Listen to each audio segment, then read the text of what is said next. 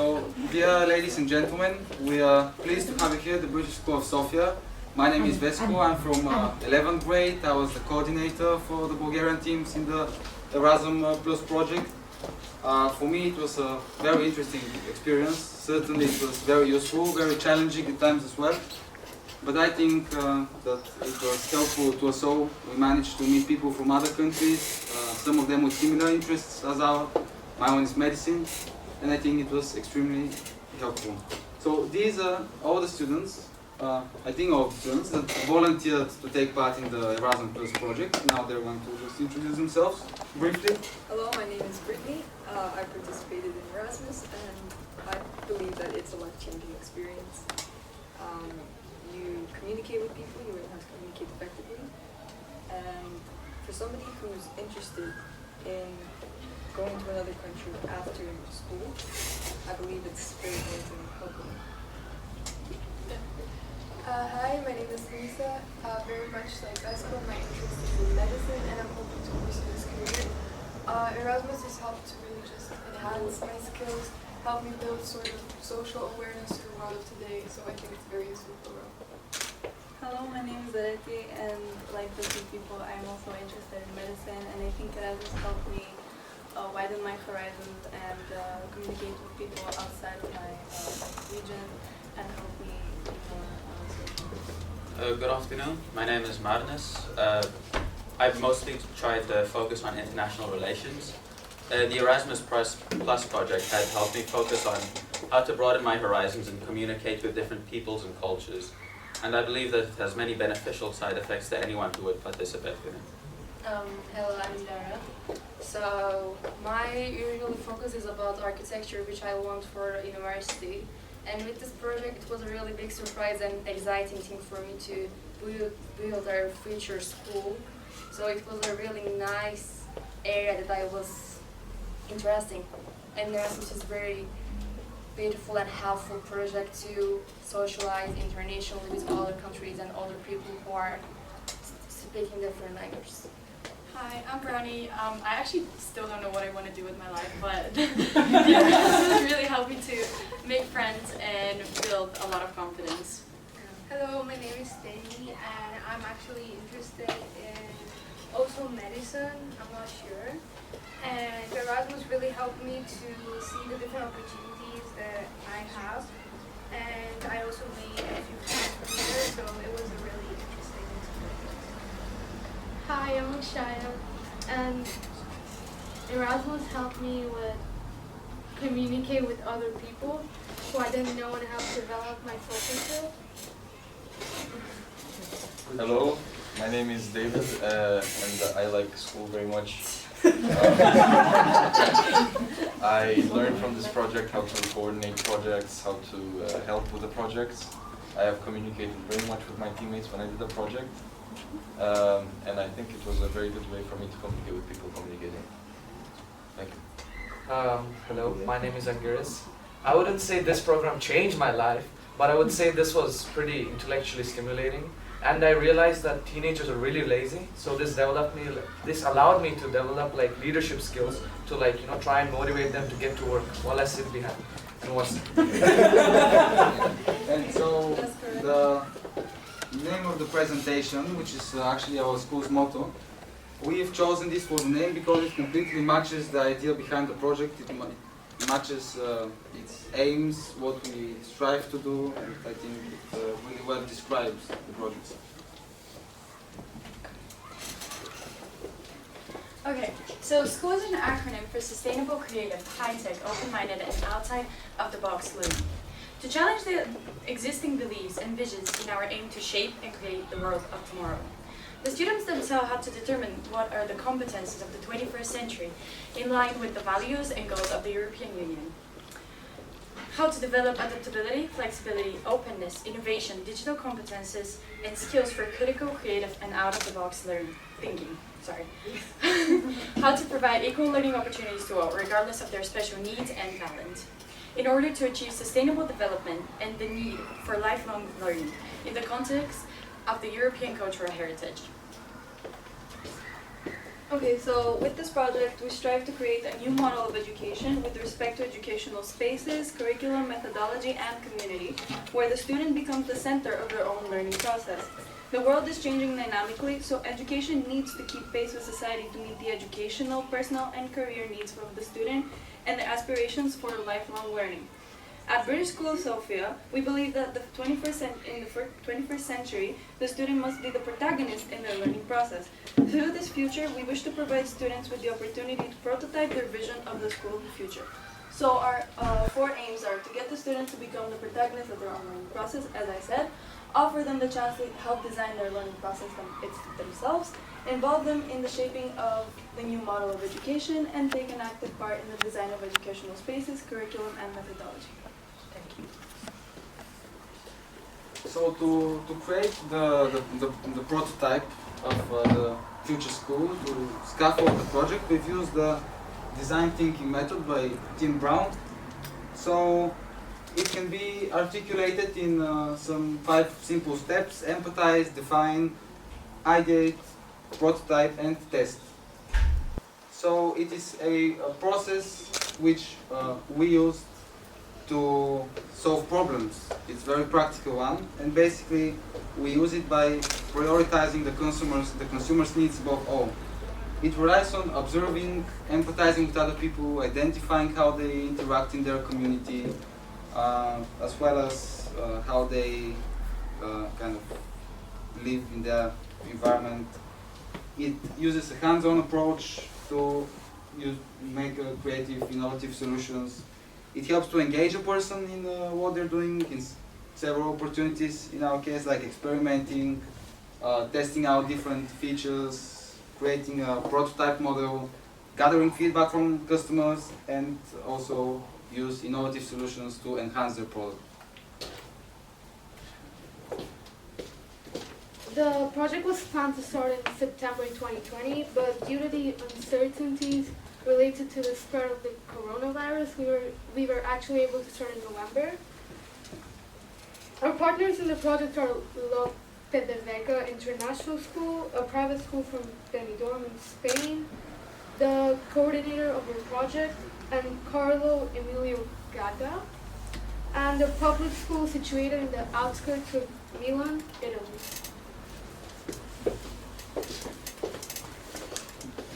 Though we started the project with a delay, we were able to organize a kickoff and other additional activities to promote the project to our school community during the remaining months of the first year. We had our first meeting online with the students from the other participating schools to break the ice. Our school hosted the Train the Trainers mobility, where the teachers working on the project were able to share, practice, and apply new methodologies to train other staff members and implement them in the process related to the project execution. All students in our school community were involved in the logo contest, where the students of all ages were invited to work on the idea that they thought best represents the aims and the objectives of the project. We were hoping that we would be able to finish the project, but because of the pandemic, we had to keep changing the plan. In May 2021, we finally accepted that it is not possible to have a physical mobility and went for a virtual one. The students had active discussions online and in the Twin Space Forum. They continued their work on the 4-pillar with the research on the education worldwide. We also arranged a treasure hunt through the cities, but as, again, schools had to go online, our team had to be flexible and adapt to the situation. During the second virtual mobility, the research projects and presentations were presented to all the participants. They had an active discussion on the forum as per all the information and curious facts shared. Finally, they were split into teams to create a prototype. Working together, yet separated by a long distance, was not hard, but we are amazed by the results and we are happy to witness the growth of our participants.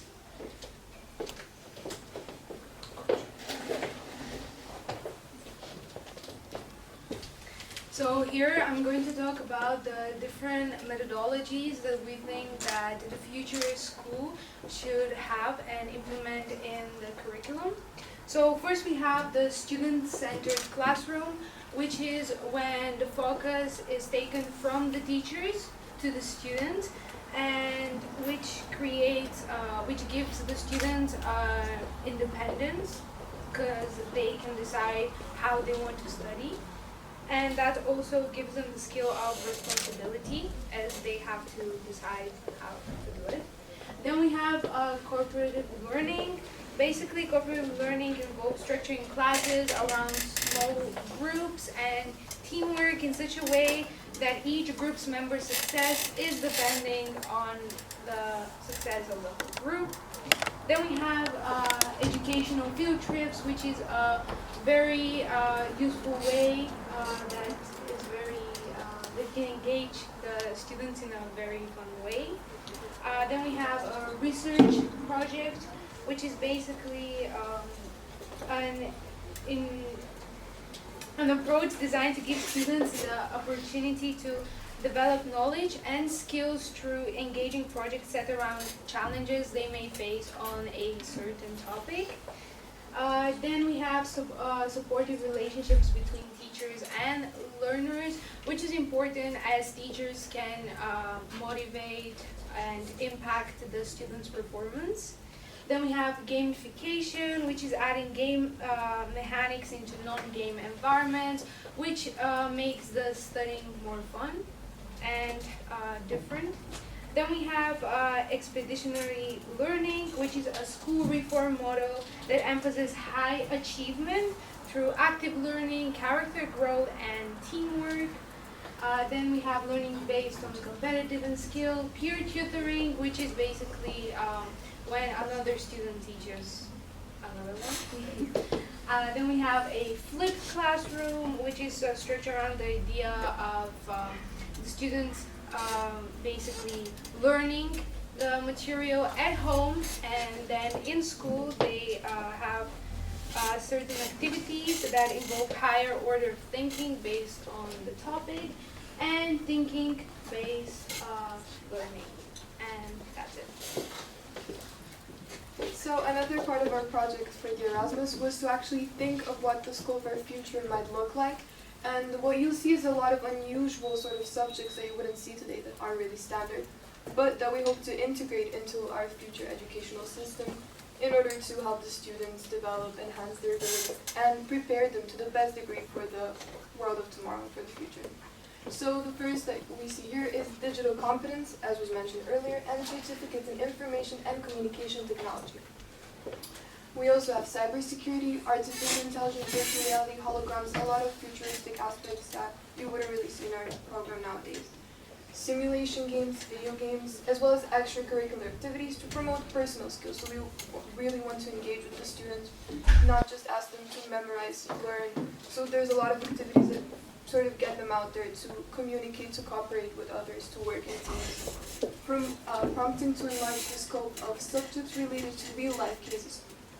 So we're sort of emphasizing on our students' abilities to actually apply their skills to real-life scenarios, not just once again memorize, study them.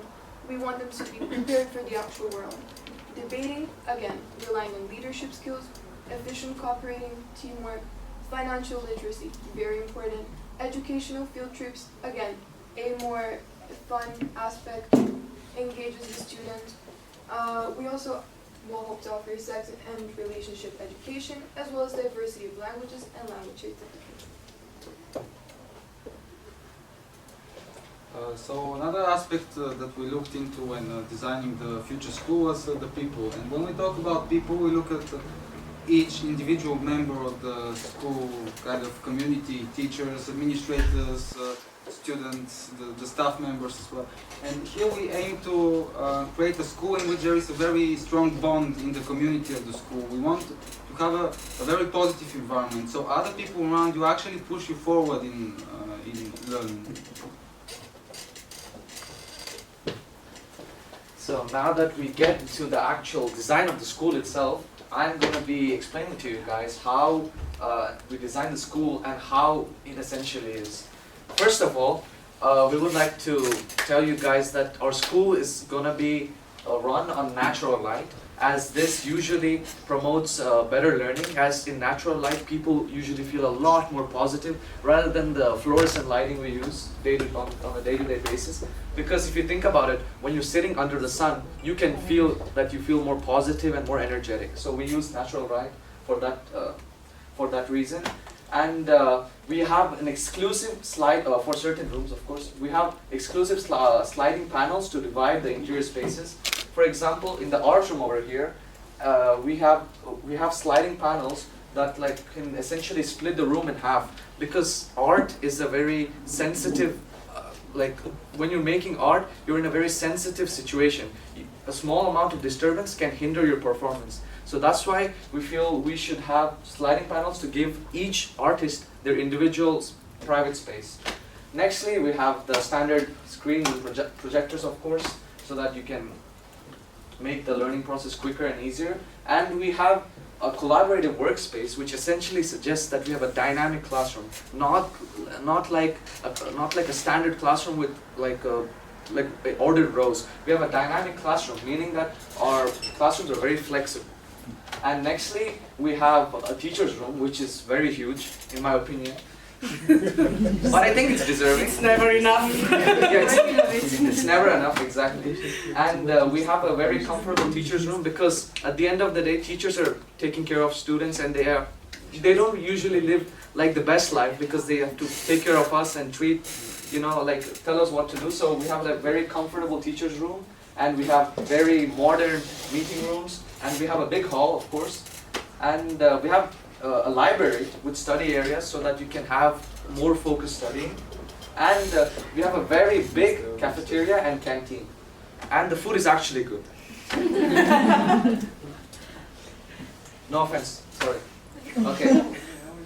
Then again, we have a permanent stage, like a big stage in which you can have drama theaters every maybe twice or 3 times in a year. Because in my old school, British School of Wrocław, what we used to do is that in December and in summer, we used to hold plays, and like each class from each year used to have like 10 minutes plays, and that was like a really positive event which allowed us to bond with each other. And basically we have spacious hallways, we have personal lockers, that's a good thing. And then we have indoor sports facility in the cases that the weather is really bad. And we have modern bathrooms and relax zones, so that even when you come to school you feel bad, you can take a chill pill and go and relax. Thank you.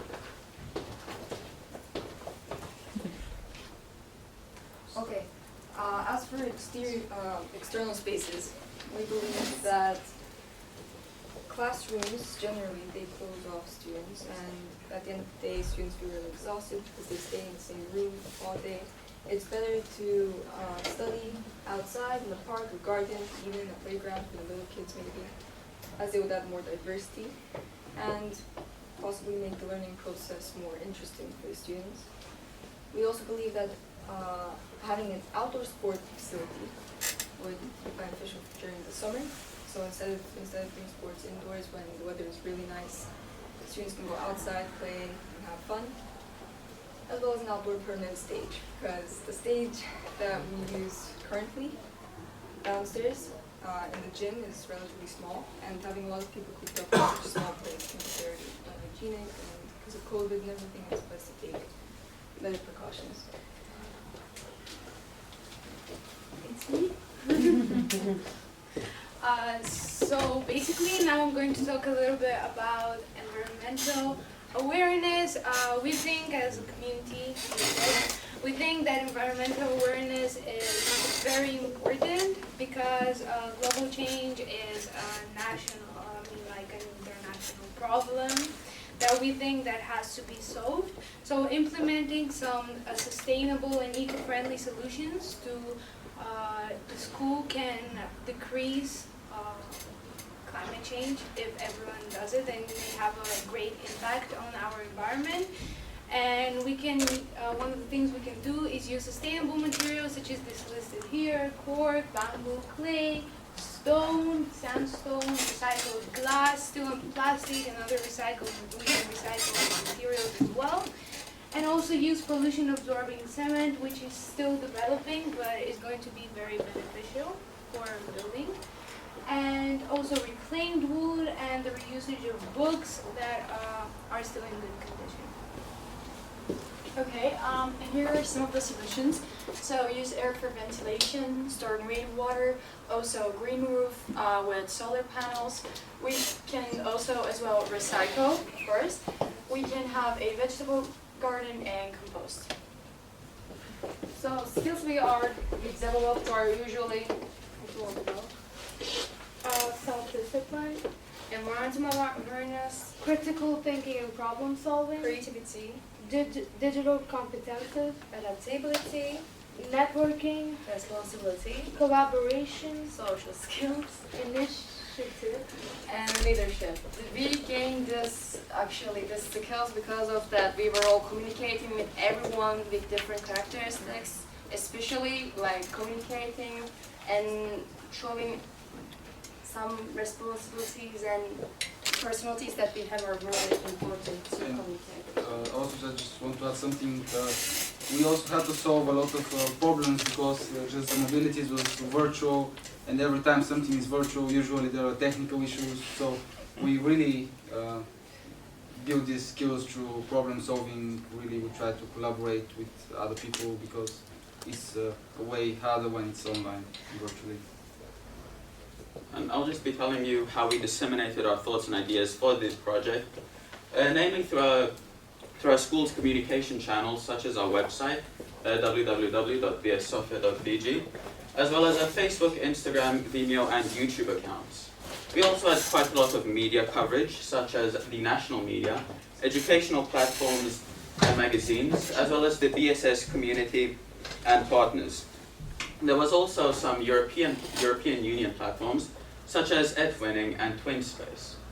Now, the BSS community and partners had also stepped up quite a lot, such as the owner of the school, the academic board, the leaders and employees, our own parents and students, as well as the partners themselves. On our hashtag Erasmus Days, we had aimed to inspire students to create and shape the world of tomorrow. And finally, the Committee on Education and Science of the Bulgarian Parliament, sadly, it was postponed to go there as there was a change of government before we managed to complete the trip.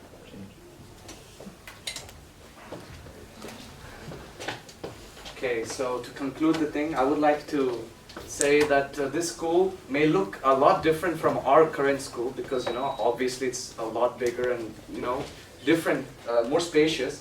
But one thing I would like to say is a common thing in BSS and our new school is that we believe that what differentiates us with big and, you know, expensive schools is that we have the mentality of giving opportunities to students. Because only when you try, succeed, or fail, you understand about yourself, or understand who you are as a person, and you learn from that, and you condition yourself to be a person you want to be in the future.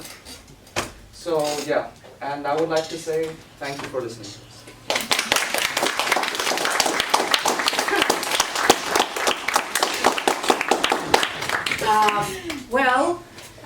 As a part of our event today, we have decided to have a virtual exhibition. Why? Because we were really inspired of this project to be as much eco-friendly as possible, so not to waste paper, not to waste plastic, and this is why we'll go virtually to the work that the whole school did. Well, we start with the teacher mobility, train the trainers. Of course, it should be virtually because at this moment in Spain and in Italy there was a travel ban. In Bulgaria it was still possible to travel, and I would like to express, I think now is the time to express my gratitude to our principal, Ms. Teodora Nenova, and to our academic board, Mr. Matthew, Ms. Naomi, and Ms. Emmy, who are there for us all the time, and they supported us, they wanted us, and gave us opportunity to travel. So in this project, we were the only school that was allowed to travel all the time. Unfortunately, it didn't happen, and here is my apology to you. You know, in the beginning, as a coordinator of the project, I promised you that we will travel.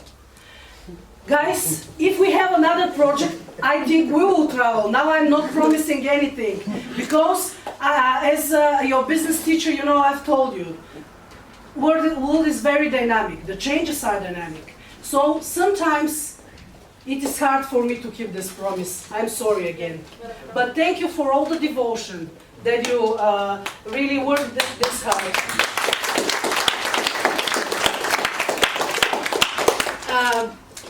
We had to invent a logo for the project. And here is where the whole school was engaged. The project was presented to each and every class in our school, to all the members of the community. Unfortunately, we couldn't invite the parents just because of what? Correct. These were the logos that were submitted by all the participants. It was really cool that all the youngsters, they were so involved, they were so happy to join, to draw, to become a part of something bigger. Because, I mean, still, not for BSS maybe, and for a greater part of, let's say, educational institutions that are constantly striving for innovation. But the education is still happening in the 19th century classrooms, where the teacher says and the students follow. And they were so inspired that now they can have their voice to say what is going on. Okay, we had the voting on our program, and then we had the Break the Ice event, which of course also happened online. These are some of the pictures. So during the first virtual mobility actually, and the Break the Ice event, the students got to know each other. And we had to have research of the education around the globe. So to prepare something this big, you cannot just say, oh, you know, I like tennis, let's everything be tennis. It's not working like this. We had these 4 pillars. So spaces, we don't say rooms, because we certainly believe that education can happen anywhere, anytime. This is why our school got Asia, Australia, and Oceania, which of course I think was the most interesting part. And we had a lot of presentation. So Boris and Valin presented Nepal. Vesku, you did Singapore as far as I remember. So you are not on the presentation, but you did it. So everyone was involved. I didn't want to bore you, right, to have you here for hours and hours, because we have a huge portfolio of videos, photographs, and other materials. During our first virtual mobility, the students were engaged in sharing their research, the fun facts, the curious facts that they have discovered, and to create, let's say, on the Twin Space platform, that is the official program of the Erasmus Plus program. So they had to work together in discussing what they like, why did they like it, how will this reflect on their beliefs, on the things that they are planning to get in the near future. And of course we celebrated the European Language Day, because it was exactly during this period, May-June. So we also had some posters, so the schools prepared this. This was also part of the pre-mobility activities. Unfortunately, this project was really time-consuming, and most of the things that happened, we were able to do just because we had immense work prior to the virtual mobilities. Because the virtual mobility can happen for 2, 3, maximum 7 days, which is really not possible, because all these people have lessons, families, and they also need to relax. Even if they look so powerful and let's say I'm really surprised by this potential that I discovered in you. Not that I didn't see it before, but you really amazed me with your work. Okay, so after we have worked on the methodology, on the curricula, on what we had, was really to think how link it to the cultural heritage. We wanted to have a treasure hunt throughout the city.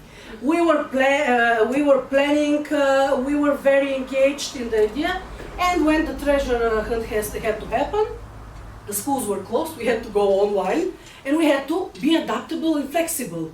Immediately we thought of, okay, let's do the treasure hunt simply online. And these are the findings of our students. So Leah is not here, she's from the Dominican Republic. So Leah researched, told us about the bamboo buildings. And it was really amazing to see how this can be sustainable and cheap in the same time.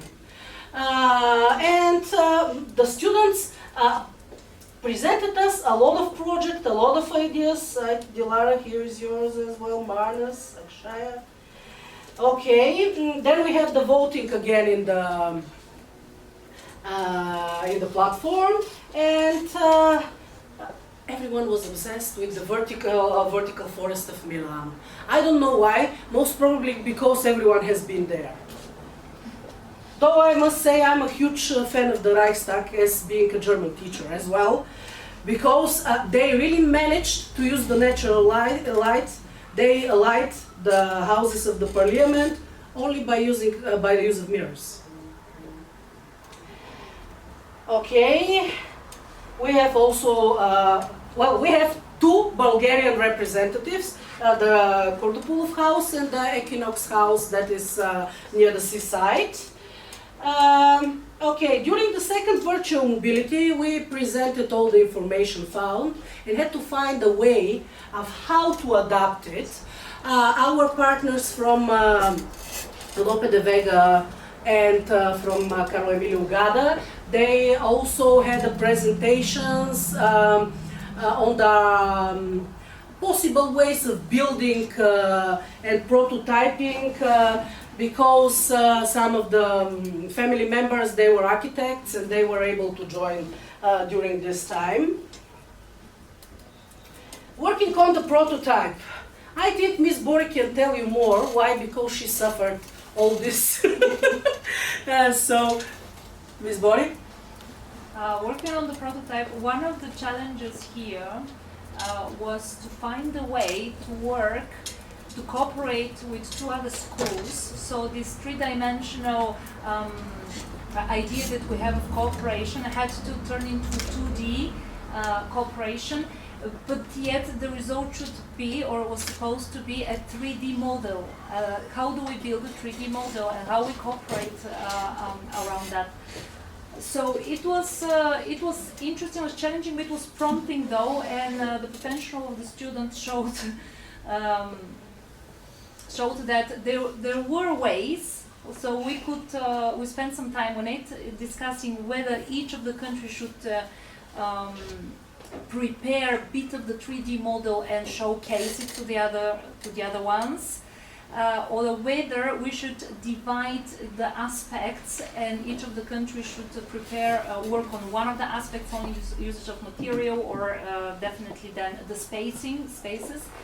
Anyway, it was nice to see students. They came up with their this is a generation.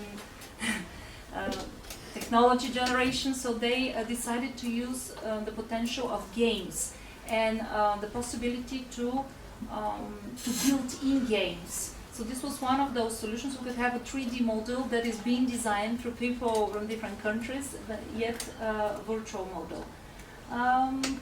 Yeah, it was a lot energy was spent indeed on discussing how to approach. And there we discovered that the students really needed more support in this, more scaffolding. So we as teachers from all three schools scaffolded it down to certain steps. It became clear how a model could happen. And we had some surprising models. Now, what you saw was pretty much in short some of the ideas, some of the models, but they were presented at length virtually by participants from all three schools, displayed in all three schools, let's say, and you know, we talked about that. It was interesting to see how they did it. So they actually presented, thank you Ms. Gori, they actually presented the results also online. Now imagine the challenge, how to gather, let's say, sort of 12 teenagers in a group after school, in their free time, at once, without supervision. Now this is a skill. So yes, I think they used Sims, they used Minecraft as games, Sims 4. Okay. In one of the groups, some used design programs, which is also another way that Erasmus helped develop digital competence. And here are some of the work. So we had it for days, of course, all this presentation. And in the end, we had one of the, let's say, inspiring moments of our Erasmus project was when we awarded our participants certificates. So this is not everyone who is involved in the program. Some of them are not here, some of them are in class. These are the ones. So these certificates, we awarded them for their outstanding achievement, for their devotion to the task, as appreciation for all the effort. And I must say that the students of British School of Sofia, they were added to the project on a voluntarily basis. And this is how we do it here in our school. Because I know that for our partners, participation in the project is obligatory. But I'm very happy, inspired, and I will say I'm really proud that a greater amount of our students decided to do it first, and second, we had students from other classes who wanted to join to work, to be able to further develop their skills, to communicate, to be involved in additional extracurricular tasks, which are some of the values that we promote in our school. Okay, so it is in our hands now to keep promoting this idea, to keep inspiring, and maybe someday we will make it. Thank you everyone. If you have any questions.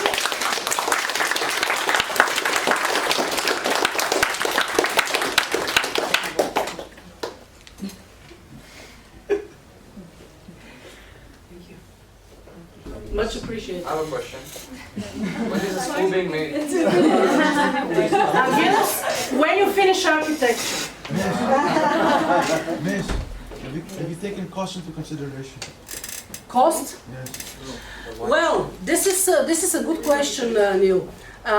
From my part, I will say that everything can be done, even at a lower price, just because you will need some initial investment. Who invests in this type of businesses? These are visionaries as our principal. Okay? So not everyone is ready to take the challenge to set up a business that is not a business, but is education.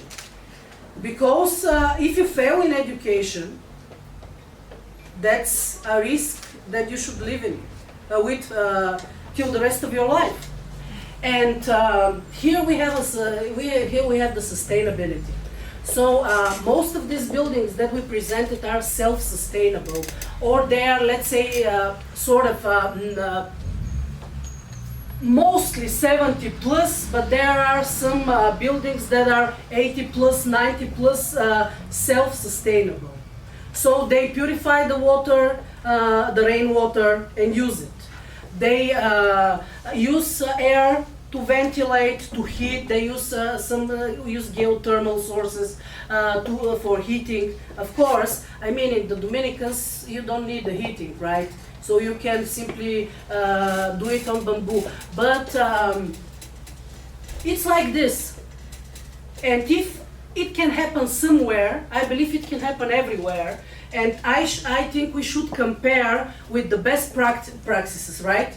Because we have a roof, but the kids, there is no one from the Nepal presenting team. The kids, we had such photos after the research. There were kids in Africa that were studying in a classroom full of water, and they were this deep in water, in muddy water. God knows what is swimming inside. So you should also be grateful for everything that you have, right? Other question? The students, they already shared everything what was very No, but interesting now for that us. they started to talk a bit about it, I remember the struggle. We have this difference in time, right? 1 hour, Spain and Italy, they were ready with school when you guys were in your lunch break, and we had to meet always during your whole lunch break. And for them, they had to be in a hurry just not to miss the last train going to the city, Milan kids. So it was pretty much, no, we were lucky to have our electronic system, our equipment here with cameras, but they had to go to one specific room, I remember that. So in many cases we were lucky, and you used that opportunity to organize the event in the classrooms upstairs, right? And on several occasions. And I am impressed by that, because we had only that period of time, and we had to use it effectively, we had to present in it. Well, I mean, they saw organizational skills absolutely, and ready to deal with different people who not necessarily understand very well English. This was also sometimes the case. So our own kids were leading that. Yes, you are right. The cameras are quite a big investment, and I'm very grateful that our owner provided them, even with the risk that they are not financed, and that this finance is not granted by the program, but still, I mean, and we were able to do it. And I'm really grateful for you for spending your lunches here instead of having some relaxation. But that was one of the things that everyone learned through these times. Most of the activities of the project were able, and the results that we got were able to be achieved just because of this flexibility and this understanding that we promoted all the time. Okay, thank you so much for coming.